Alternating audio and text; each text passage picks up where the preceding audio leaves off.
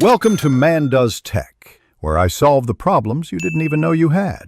You begin at a known transit point like Wuchang Station or a major bus stop.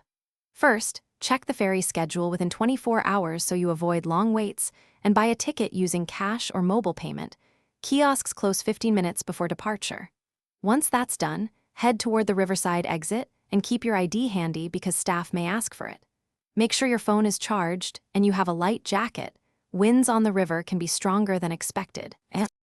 You walk along the riverside path following signs for the Ferry Overlook. The route uses a narrow promenade and a stairwell marked by a red lamppost. Move at a steady pace because some sections have steps and one short incline. Use the handrail if needed. When you reach the ferry area, form a single line and listen for announcements. Staff will call boarding by zone. Once called, present your ticket and step onto the ferry promptly to secure a spot near the viewing deck. You disembark at the Overlook landing and follow the short, clearly marked walkway up to the viewing platform. Take your time on the final stairs and watch your step.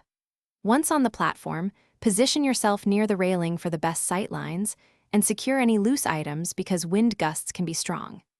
If things go wrong, for example the ferry is canceled, take the Riverside bus or a short taxi ride to the alternate overlook. Doing so keeps your schedule intact and Thanks for watching. If you found this helpful, don't forget to like and subscribe.